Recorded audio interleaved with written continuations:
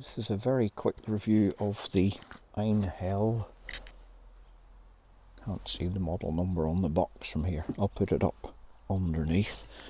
That I got when I thought my Makita battery one was beyond repair.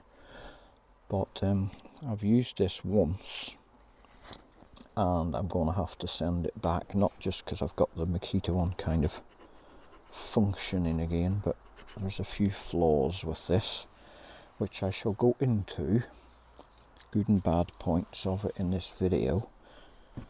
Don't even know, is it picking up on camera? Right, so it has got quite a few good things. The first thing that struck me was that it's actually feels quite solid and well made. It's a nice chunky piece of kit, and especially the cutting head certainly feels a lot more heavy duty, shall we say, than the one that came with my Makita ones. It seems to be a design that I've seen on steel hedge trimmers as well, so maybe they've just copied that. However, in use I find it a bit disappointing for reasons I'll go into in a bit. But let's do some of its good points as well. So first good point is it feels quite nicely made. Second thing I liked on it was that Einhell have actually designed this so you can use it with gloves on. The safety is there. You press with your thumb and then squeeze the trigger. If we just compare that, bear with me a sec.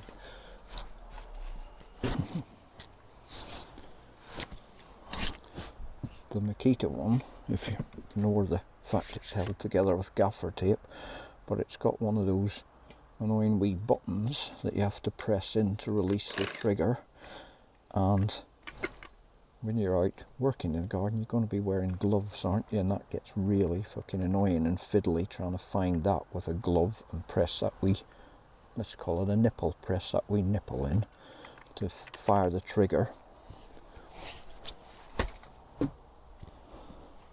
So one up for the Einhell there, that they've actually made quite a robust mechanism here that's obviously taken into account that people are going to be wearing gloves when using it. The adjustment on the blade is kind of a ratcheted wheel here, and you squeeze two handles together and then you can move it, which is hard to do with one hand when you're trying to stay on camera as well. So you squeeze it together and you can rotate it, and then it kind of ratchets into position. Have I anything else good to say about it? The Makita one, let's go back to that, is truly telescopic, as in you can release a catch there and you can extend it and retract it as much or as little as you want, which is good. I nearly thought of upgrading to the next Makita model up, because as I've said before, this one doesn't have a reverse when it gets jammed, which is really fucking annoying. But the next Makita one up isn't telescopic, it's just built to a fixed length, and a bit like, let me put this away, as is this one. It's kind of a fixed length, as is, let me fiddle again, so yay long, but also in the box you get an extra piece here which you can use to extend it, so that plus that. Now this Einhell comes with a nice chunky 10 metre long, allegedly, I didn't actually measure it, lead, which plugs into a wee fly lead on the handle, and about 90% of the people who reviewed this on Amazon whinged and complained about the fact that the lead pulls out. It's rubbish, the lead. I was up a ladder and the lead fell out, and I spent all day putting the lead back in. Every time I moved it came out. The lead is actually designed to hook through here. You put it through there, it's a bit of a faff, but and then round that hook just for length as necessary, and then it's held by that hook, so then you plug it in to the fly lead and it's not going to come out. So if you've looked at the reviews and seen about the lead falling out, that is idiot user error. The lead hooks through there and then it doesn't come out. It cuts well, by the way. It did cut well. I was hoping it would have more poke than a battery one, being mains powered. But as somebody said to me when I said it cuts well, well, it should do. It's brand new anyway. So I don't know what it would be like after a while.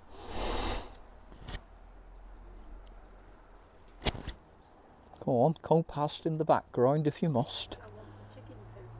She wants a chicken poo, can you believe that? Can you believe she said, I want some chicken poo on camera? There she is, getting chicken poo.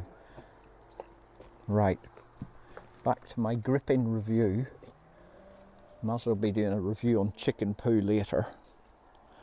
Marking it on flavour, odour and texture, mouthfeel, won't you? Gumby gardeners. Where were we up to? Yes, those are kind of all the good points that I can think of. Yeah, I think I've scraped the bottom of the barrel now on the good points about it. So let's get on to the bad. So I'll get it plugged in and we'll have a look.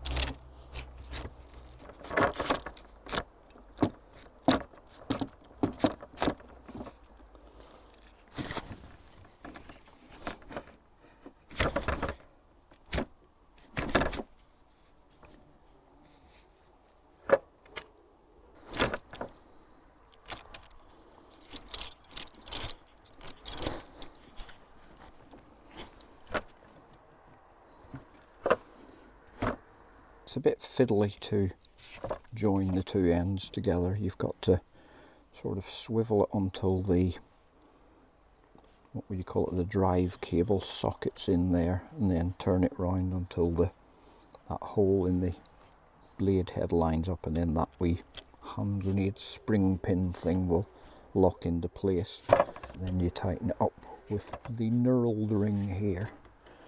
So let's fire it up and I can talk about something else that was a bit disappointing with it.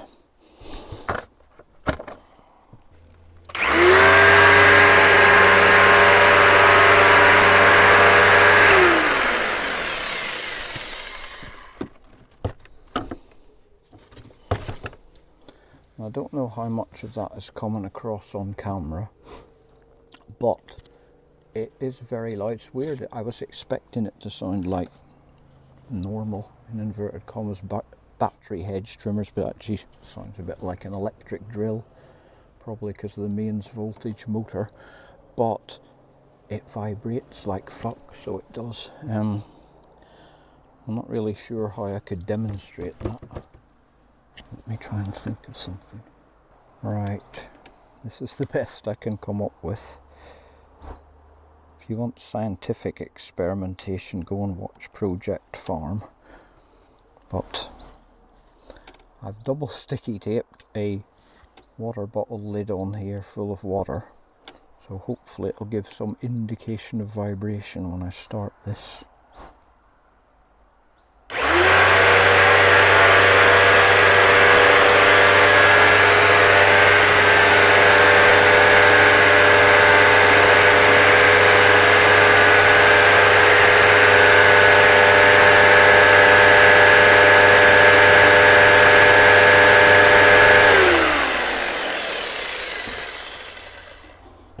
Well, I hope that showed up on camera because it looked bloody good from eye level.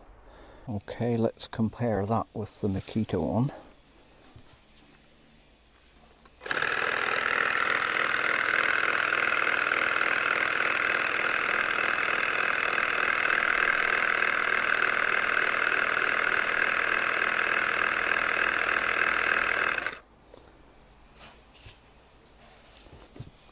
May not be project farm levels of sophistication there, but I think that pretty much demonstrated my point, didn't it? Didn't even spill a drop with the Makita battery one, but with the Einhell one, water feature fountain going everywhere.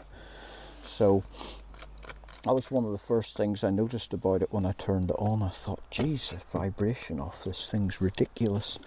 Now, to be fair, when I was using it on a hedge, there was a couple of times when the blade kind of caught slightly just for a second on a thicker twig, and on both those occasions the vibration smoothed out, not completely but a fair bit, and also the racket coming off the head of it quietened down as well. So I think that either I've got a dud one there where the, what would you call it, the kind of interlock between the two halves isn't meshing properly, and it's just occasionally getting kind of jerked into alignment if it catches on a branch, or it's just a shite design and it doesn't mesh properly.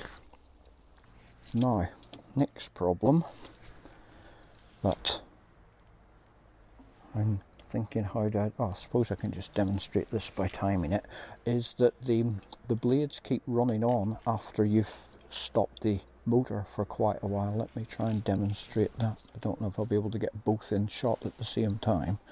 I'll lift my hand up in the air when I've released the switch, and you can judge how long it takes the blades to stop, okay?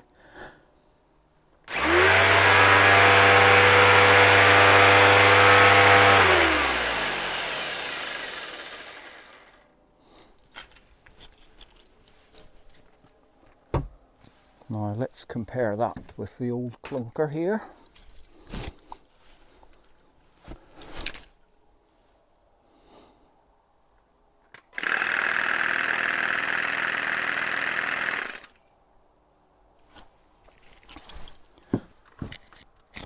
Now that might not seem like a big thing, but when you're doing hedges it becomes a big thing, and I'll try and show you why. I'll demonstrate with the other one just because it's lighter and more manoeuvrable, but when you're cutting hedges you're always having to cut a bit and then step back from your work to kind of gauge, you know, are you on the right level, is it straight?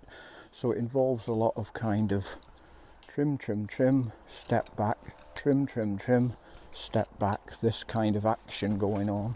Or if you want it from the other side, trim, step back, admire work, trim, step back, admire work. So with this, I mean, you could say, oh, it's bad user error or whatever, but I've just got in the habit of trim, admire work. And you see, I'm just kind of bringing it back and resting it there, and the blades have stopped before it's even come back towards me. But with the Einhell one, just because it's the way that I work and most people doing hedges will work, I'd be trim, step back, and then suddenly become aware that the blades were still moving right beside my ear. So I didn't want to end up like this guy. So it's another downside of it. Finally, one other big downside, and you may say, well, what did you expect? You bought a wired machine. Cable, way back when I was a lad and used to get a clip round the ear and sent out to mow the lawn with the old Black & Decker cabled lawnmower, you kind of got in the habit of mow, throw the cable, make sure you don't mow your own cable. And I think we've all got a bit spoilt with the advent of cordless tools and forgetting just what a hassle it is having to look out for where a cable is all the time. And in my initial thinking about this, I thought I'll buy it, I'll put it into the power pack, which will be there, and the cable will be coming towards me, and I'll just be going along the hedge and it'll be not too much hassle. But it's not like that really, because well, for a start, the hedge I was working on was quite kind of intricate and going round corners and stuff, so I was constantly having to move the power pack and check where the cable was, and there was flower beds as well, so you're trying to make sure that as you move along you're not dragging your cable through somebody's flower bed and wrecking their flowers. Now, like I say, I mean, obviously I knew it was a cable device when I bought it, and I thought I can live with that. But as it turned out, it was a bigger deal breaker than I actually thought it was going to be. You just forget, you know, we have so many cordless things these days, you just kind of forget sometimes what a pain in the arse it was having to trail a cable around. There was a couple of times as well where, because of this quite clunky plug arrangement, I would be, which is what I do a lot with these kind of pole trimmers, doing the fronts of a hedge, because you can kind of sight down it and get a good sight line, and I'd be going along and this effort would suddenly catch on the hedge and kind of jerk it round like that. Luckily I didn't manage to cut a huge hole in the front of a hedge by that happening, but it did happen enough times to make that quite annoying, where that would catch on a part as you were going past. So there you have it, that's my brief summary on why this is going back. I did have my niggles and doubts beforehand, before I ordered it, but it was, I think it was 96 quid. And as I said previously, when I was pricing up a new head for the Makita one we've already got,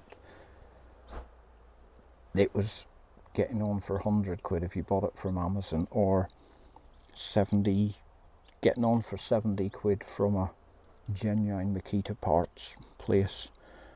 I just thought it was worth a punt on this, given the price I thought I was going to have to pay out to patch up this one, which isn't great anyway.